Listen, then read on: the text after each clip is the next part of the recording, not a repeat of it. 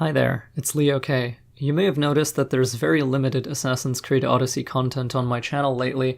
I don't find it worthwhile to play this game in a deliberate, calculated manner in order to produce badass videos, because the amount of effort that goes in for the output that emerges on the other side is just not worth it to me. Happily, however, Treviso comes to save the day. I've been watching Treviso's growth and journey as a stealth reaper for some time now, and this may be some of the best work he's done in a while. This is doubly the case because Odyssey is such an aggravating game to produce this kind of footage for various reasons, but namely the RPG elements screwing everything up and occasional patches coming in to ruin your entire build, making stealth once again impossible until you rejig and fix your whole character again. Which, by the way, unless you get lucky, can sometimes even cost actual money. Oh, Ubisoft. So Treviso has been much more patient with Odyssey than I, and if you're looking for about half an hour of strong stealth kill footage on this game, his Demigod of Death trilogy is a recommendation I wholeheartedly endorse. Because I would normally use my own footage in order to teach and educate other assassins on in-game techniques and special actions, I figured this would be a good opportunity to rewatch his videos and use them for that same purpose. Today, I'm going to be going through his trilogy and pointing out either my favorite moments or explaining certain techniques that I feel players should be aware of. AC Odyssey is not the most popular choice among veteran AC players, but if you enjoy this game and if you're going to be playing it, these techniques will increase your enjoyment of the game immensely. Let's get started.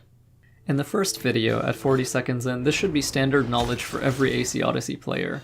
Hitting an enemy with a critical assassinate followed immediately by a hero strike is the best way to apply maximum damage to durable targets like polemarchs or other elite units. If other enemies are far enough away, the hero strike and shout of surprise from the enemy will not attract attention. Because of the particular rules of Assassin's Creed Odyssey and how the game handles enemy durability, as long as other enemies nearby do not detect you, this type of engagement is still considered full stealth by us. At 4:48, this is an alternative to the tech shown previously, where instead of using Crit Assassinate as your launcher, you use Rush Assassinate as the launcher and close out with Hero Strike again. There are 3 reasons you would want to do this. First, Rush Assassinate is unlockable much earlier than Crit Assassinate, and it still does more damage than a regular stab. Second, Rush Assassinate is instant, whereas Crit Assassinate requires a button hold to execute. Third, Rush Assassinate can be done at long range, whereas Crit Assassinate requires you to be in standard stabbing range, so melee, above, or on a ledge below an enemy. At 8:06, we have the 1-2 punch. This is a universal stealth game tech that applies to most games you'll play that have both a ranged stealth weapon, or even a loud one, as well as a stealth takedown animation. Usually this will come in melee form, but in AC Odyssey's case here, Treviso uses the ranged Rush Assassinate variant as his takedown animation. When you headshot one enemy with a ranged weapon, you can often immediately do a takedown on the one right next to them. This can become a manual double assassinate, and I consider this a mandatory skill for all stealth players to learn, because it's so widely applicable and you can use it across so many different games. At 10:23, this isn't much of a tech, it's not an easy thing you can just learn about and pull off, but I've chosen to showcase it because it was an impressive moment. There's a sequence of headshots here, all in quick succession, which finishes off with a deadly multi-shot on multiple enemies. The smooth aiming and camera work, as well as the lethality on display, without looking sloppy and unrefined, is something that you'll rarely see in the new Assassin's Creed games, and as such, it's a moment that resonates with me and evokes the feeling of a bygone era. Moving on to the second video, at 0:58, here, Treviso shoots an enemy with a ghost arrow. Now, this enemy is not behind a wall, they're not obstructed by anything, and he has a clean shot, so why a ghost arrow? Because ghost arrows do more damage than a regular shot, and they function as a laser, without any arrow drop due to gravity. Ghost arrows of Artemis are completely unaffected by ballistics, which makes them useful for distant headshots. This, combined with their increased damage, makes them very point and click. But why not Devastating Shot in that case? Isn't that skill's primary function to increase the damage of a regular arrow? It is, but Devastating Shot is much easier for enemies to detect, both because it's louder and because at higher ranks of the skill, it'll displace enemies and throw them around like ragdolls, which is much easier for other guards to notice. If you need to do more damage than a regular arrow, a ghost arrow is a very strong choice. It still costs the same amount of meter as a Devastating Shot, but it's much more subtle and easier to use. The damage increase may not be as fast as a D-Shot, but if you need it, it's right there. At 1:26, we have Treviso's greatest contribution to the AC Odyssey meta. This move uses mechanics specific and unique to AC Odyssey in an elaborate combo, and it overcomes one of the greatest problems the game has: bullet sponge guards that are seemingly impossible to stealth kill. What Treviso does here is kill the fragile guard closer to him and then shoot the guard on the far side.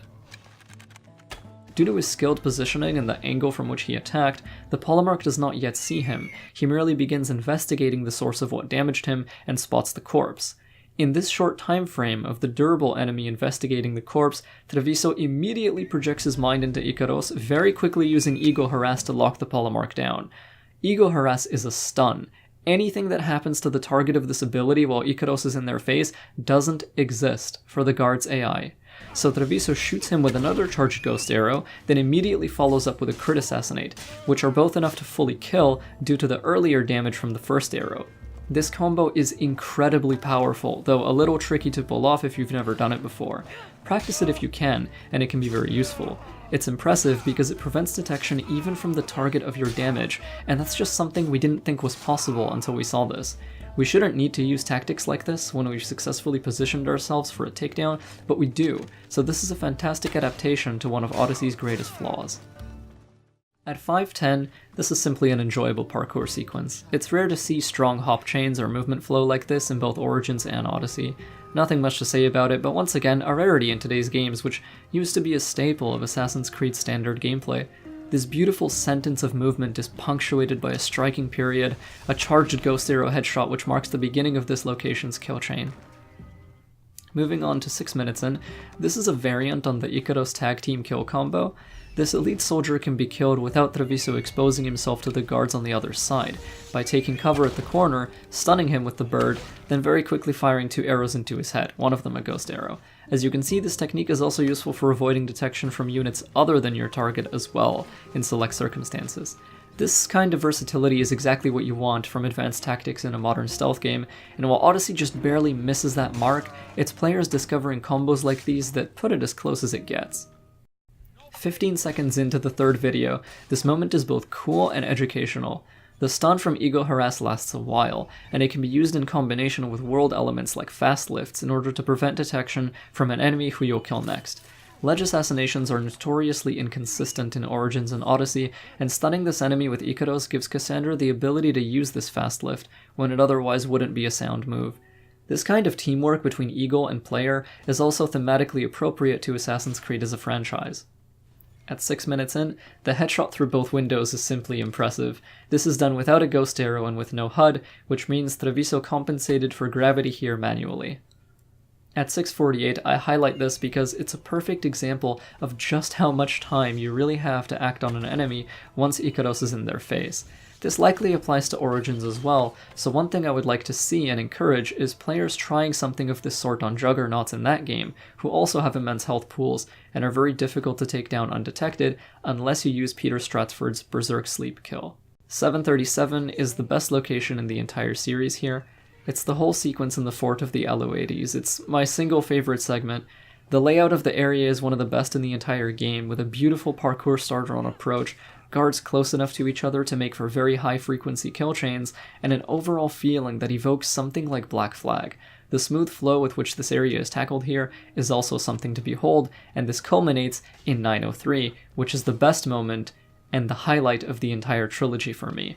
Treviso exceeds his previous limits by building a new flashy combo with the Ego Harass tag team, not only applying classic arrow and assassin damage to the target, but also ping-ponging between both his main enemy and a peripheral hostile, who is also used to gain extra Rush Assassinate damage on the main target, all because of the nature of how Rush Assassinate and Ego Harass work in tandem. If there was a montage of cool Odyssey moments, this one would absolutely be close to number 1. I recommend everyone watch Treviso's Demigod of Death trilogy for themselves. It's quite relaxing and engaging at once, as most good stealth videos are, and it has a few things that may have been too basic for me to mention, but which you should still seek to understand. As a player of these games, or even someone who just wants to gain a better awareness of them, they're pretty good content to look at. Thank you for watching this. Let me know what your reactions were to some of these moments, or my commentary, or if you have any questions for me, and I will see everyone in a shadowy alley somewhere next time.